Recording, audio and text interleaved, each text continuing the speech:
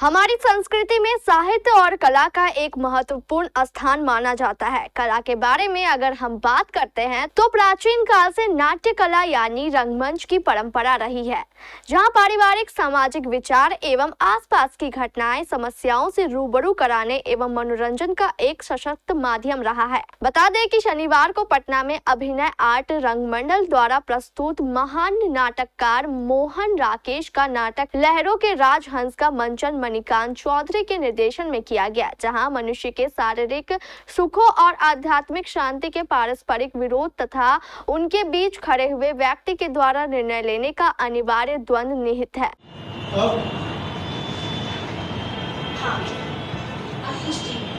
देखिए, अब नहीं लिएगा।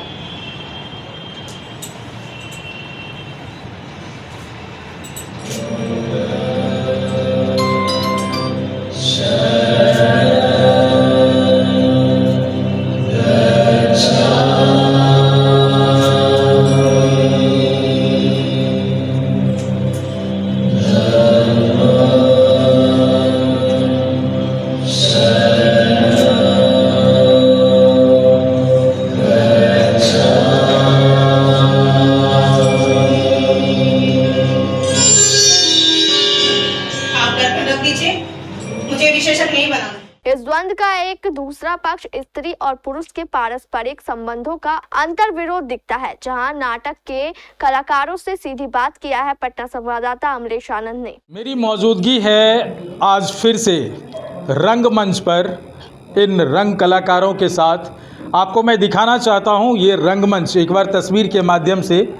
और ये आज कला कुंज की द्वितीय प्रस्तुति थी, त्रिदिवसीय यहाँ फेस्टिवल था और उसमें लहरों के राजहंस मोहन राकेश जो नाटक और साहित्य के सबसे बड़े लेखक माने जाते हैं, और उस नाटक का प्रस्तुति आज किया गया है मोहन राकेश लिखित लहरों के राजहंस।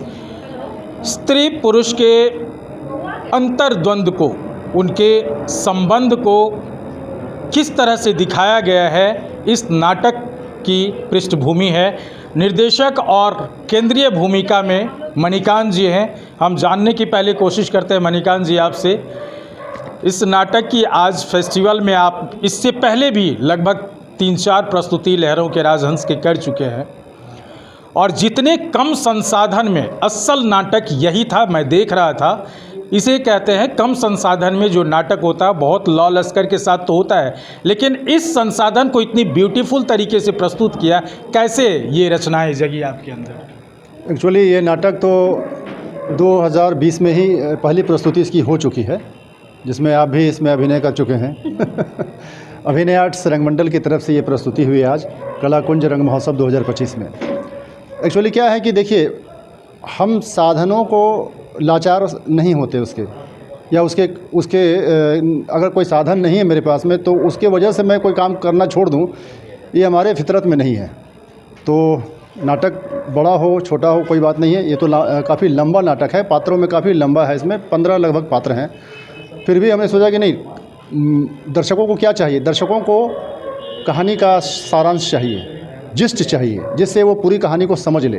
तो हमने उतना ही चीज़ को एडिट किया है जिसमें कहानी का कोई आत्मा न मरे।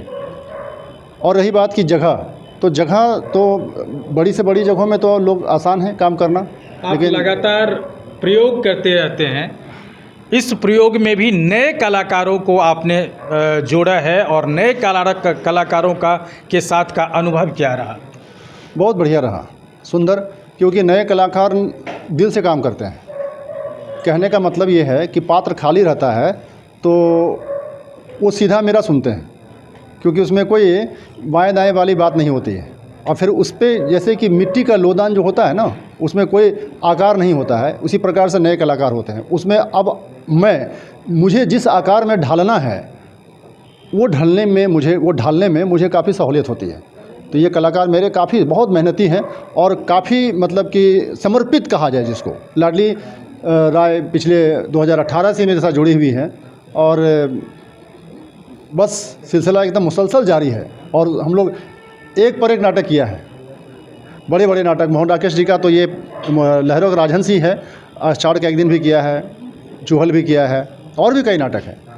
तो और उम्दा बहुत मेहनत करती है। टाइम सबसे बड़ी बात है कि रंगमंच में कलाकारों के पास टाइम ये वर्ड दे देगी कि अगर मैं आऊँगी तो वो घड़ी बदल सकता है, लेकिन इसका वचन नहीं। लाडली से ही पूछ लेते हैं कैसे सपोर्ट करती हैं वो आपको, क्योंकि जो पीड़ा, जो दर्द, जितनी उत्साह, जो खुशी, जो उमंग इस रंगमंच पे आज दिखने को मिला, हर तरह के शेड्स को आपने इनको समझाया और बखूबी निभाया है। कैसा लगा ये तीसरी चौथी प्रस्तुति होगी लहरों के राजहंस का, आपका नए तरीके से कैसे लगे नए कलाकार के साथ? बहुत बहुत बहुत ज़्यादा अच्छा लगा और मैं तो चाहूँगी कि ये प्रस्तुतियाँ ऐसे ही लगातार होती रहें। और मैं बहुत बहुत थैंक्स कहूँगी मणिकांत सर को, साथ ही साथ अभिनय आर्ट्स को, जिनसे मैं 2018 में जुड़ी थी और अभी तक जुड़ी हुई हूँ और कंटिन्यू काम करती हूँ। और सर ने कहा ना कि मतलब मैं टाइम की पाबंद हूँ, तो मैं ये कहना चाहूँगी कि ताली एक हाथ से नहीं बजती।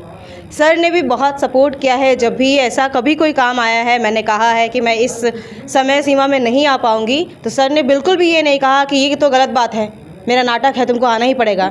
हमेशा ये कहा कि बिल्कुल काम करो, हम चाहते हैं कि तुम आगे बढ़ो। इतने बड़े बड़े काम किए हैं, मुंबई तक के काफ़ी सारे शोज़ किए हैं, आपको नहीं लगा कि इस जगह पे ये मंच का स्वरूप नहीं है, ऐसे जगह पे बहुत सारे डिज़ाइन नहीं है, डेकोरेशन नहीं है नाटक के हिसाब से, तो आपको नहीं लगा कि इस जगह पे काम करने में मन नहीं लगेगा? देखिए, मैं मानती हूँ कि जहाँ पे डिज़ाइन डेकोरेशन बहुत ज़्यादा दिखते हैं वहाँ कलाकार मर जाते हैं। तो मुझे लगता है कि कलाकार का जो एक्टिंग है, जो अभिनय है, वो अगर ज़्यादा दिखे तो ज़्यादा बढ़िया है। और कभी कभी डिज़ाइन डेकोरेशन पे कलाकार हावी हो सकता है, आप चाहे किसी भी मंच पर करें। और मुझे लगता है कि कला सिर्फ कला मांगता है, मंच चाहे कैसा भी हो। आप गांव में भी जाकर कर सकते हैं, लकड़ी के स्टेज पर भी कर सकते हैं, पत्थर के स्टेज पर भी कर सकते हैं, और यहाँ इस छोटे से स्टूडियो में भी कर सकते हैं। एक बात मैं इस पर बोलना चाहूँगा, एक्चुअली मैं अधूरी रह गई मेरी बात। एक्चुअली मैं रंगमंच तो कर ही रहा हूँ। देखिए, बहुत सारे ग्रुप हैं यहाँ पे जो कि उनको बड़ा बड़ा हॉल ही चाहिए, वो छोटे जगह को देख करके इग्नोर करते कि यहाँ क्या करना है। ऐसा फितरत हो चला है बड़े बड़े लोगों का। लेकिन मेरा एक उल्टा है, मैं विपरीत दिशाओं में बहना ज़्यादा पसंद करता हूँ। विपरीत दिशा का कहने का मतलब ये है कि रंगमंच में अगर हम बड़े थिएटर हॉल में करेंगे तो दर्शकों को वहाँ जाना पड़ेगा। तो मैं इसके विपरीत ये चल रहा हूँ कि वो तो लोग बड़े बड़े कर ही रहे हैं और लोग दर्शक जा भी रहे हैं। मैं ड्राइंग रूम में लेके जाना चाहता हूँ थिएटर को। अगर यही लहरों का राजहंस कोई किसी भी कोई भी इतना बड़ा अगर कमरा मिल जाए, कोई भी हमको इतना बड़ा कमरा दे दे, तो मैं उसके यहाँ जाके करूँगा ड्राइंग रूम थिएटर। यानी कि हम चल के जाएंगे। रंगमंच में क्रांति अभी भी नहीं आई है, जन जन में नहीं घुसा है। चलिए, क्रांति की बात आपने कही, रंगमंच के कलाकारों को कलाकार नहीं समझा जाता है बिहार सरकार के तरफ से, अगर बताया जाए, देखा जाए तो इस पर आप क्या कहेंगे? बड़े बड़े कलाकार को गांधी मैदान में भर देते हैं, स्टेज पे गाना गवा देते हैं और 10-10 लाख रुपए लेके चले जाते हैं। रंगमंच के कलाकार को ये मौका क्यों नहीं मिलता है बिहार सरकार में? देखिए, अब सवाल है कि उसके जो आयोजन समिति में जो लोग हैं, ख़ासतौर से बिहार में भी तो नाटक होता है, संस्थाएं हैं, नाटक कर रहे हैं। मेरे ख्याल से उनको बिहार के कलाकारों को भी तवज्जो देना चाहिए, जो जगह मिलना चाहिए वो जगह नहीं मिल रहा। मेरा कहने वो जरूर देना चाहूँगा। जी बिल्कुल। कहीं ना कहीं सरकार तो मानिए कि अगर कलाकार को नहीं समझ रही है, तो क्या कलाकार अपने आप को समझ पा रहे हैं? कलाकार को अगर सरकार की तरफ से कह दिया जाए कि फ्री में नाटक करना है तो दौड़ कर चले जाते हैं। तो इसमें गलती सरकार की हुई या कलाकार की? और मणिकांत चौधरी कहेंगे फ्री में नाटक करना है तो नहीं आऊँगी, क्योंकि मेरे आने जाने का मुझे फेयर चाहिए। मैं टाइम दूंगी तो मुझे चाहिए। और सरकार कहेगा बिना फेयर का आने तो चले जाएं? नहीं जाऊंगी। मैंने तो आज तक नहीं किया। ये चाहिए, मैंने आज तक नहीं किया। ये चाहिए कलाकारों। बिल्कुल, कलाकार की गलती है सबसे पहले तो। जब तक आप आंदोलन की बात करते हैं, आप क्रांतिकारी बनते हैं, कैसे बनेंगे ऐसे? अभी बीच में आया भी था ये कि फ्री में नुक्कड़ नाटक करना है, सभी कलाकार तो चले गए। कैसे करेगा फ्री में नुक्कड़ नाटक? तो वही तो दिक्कत है ना, प्रोफेशनल कब होगा? वही तो दिक्कत है ना कि आप कब ये तय करेंगे कि आप प्रोफेशनल हैं? कितने सालों बाद? ये समय सीमा कब तय होगी? 40 साल आप हो जाएंगे, आपके घर से आपको सुनाया जाएगा, ताना मारा जाएगा, आपके बच्चे बड़े हो जाएंगे, तब भी आप तय नहीं कर पा रहे हैं कि आपको अब प्रोफेशनल होना है। आप सरकार से ये डिमांड नहीं कर सकते। मैं तो नहीं जाऊंगी, मैं तो नहीं जाती हूँ। चलिए, अंतिम सवाल जी, नंद मिले आपको या मिलेंगे? नंद तो मिल चुके हैं, नंद ने स्वयं कहा कि उन्होंने मेरे केश कटवा दिए तो क्या मैं बदल गया? अगर मेरे जिह्वा कटवा देते, पैर कटवा देते, हाथ कटवा देते। नंद स्वयं बुद्ध नहीं बनना चाहते थे, उनके इस डायलॉग से साफ साफ झलकता है। तो नंद तो मुझे मिल चुके ठीक है। Thank you. पहली बार आप मंच पे आई हैं या इससे पहले भी की थी? बहुत सारा शो कर चुकी हूँ। ये मतलब इस फ्लेवर का नाटक पहली बार किया है। इस लेवल का नाटक? फ्लेवर का मतलब इस फ्लेवर का? जी। और मोहन राकेश का और कोई नाटक? मोहन राकेश जी का तो नहीं, मगर इतिहास से जुड़ा बहुत सारा नाटक कर चुकी हूँ पहले भी। कैसा लगा आपको नई टीम में आकर के? काफ़ी अच्छा लगा। जिस लेवल का हिंदी बोला, उच्चारण सीखा, अच्छा लगा काफ़ी ये नाटक करके। ऐसा फ्लेवर का नाटक करके काफ़ी दिनों से करना था। तो आप भी थी एक छोटी सी भूमिका में। हाँ, क्या कहेंगे इस नाटक के बारे में? ये नाटक बहुत अच्छा था और मुझे सीखने को बहुत कुछ मिला है यहाँ से। मैं पहले नुक्कड़ करती थी, अब धीरे धीरे रंगमंच पे आ रही हूँ। मैं चाहती हूँ मैं इससे और आगे बढ़ूँ। नुक्कड़ और रंगमंच लोग क्यों करता है, कुछ जानकारी दे सकते हैं? इसकी जानकारी मेरे क्या पास ऐसे नहीं ही शौक है या अपनी पर्सनालिटी डेवलपमेंट का एक बहुत बड़ा कारखाना है? कह सकते हैं पर्सनालिटी डेवलपमेंट का है। जिसको इंटरेस्ट है वो दोनों तरफ से जोड़ सकते हैं। दोनों तरफ से। किस भूमिका में थे? जी सर, मैं शशांक की भूमिका में था, जो एक कर्मचारी है, रानी का खास कर्मचारी है। जो कोई भी चीज़ रानी बोलती है उसके लिए हमेशा वो हाजिर रहता है। जैसे कमल ताल के पास मदिरा रखना हो, चाहे उद्यान में अतिथियों के बैठने की सारी व्यवस्था करनी हो, ये शशांक का जो करेक्टर निभा रहे वो करता है हमेशा। कब से कर रहे हैं आप नाटक? हम सर 2018 से कर रहे हैं। क्या मिलता है नाटक करने से? नाटक करने से सर एक अंदर से खुशी मिलती है और लोगों के सामने अपने आप को प्रस्तुत करने का एक मौका मिलता है। घर के लोग कहते हैं नाटक करने से पेट थोड़ी ही भरता है, क्यों जाता है नाटक करके? तो क्या कहेंगे घर के लोग? सर घर के लोगों को तो कहना है अपने आप को प्रस्तुत करके घर के लोगों को और समाज को दिखाना है कि नाटक से भी पेट चल सकता है। चल सकता है। जी सर।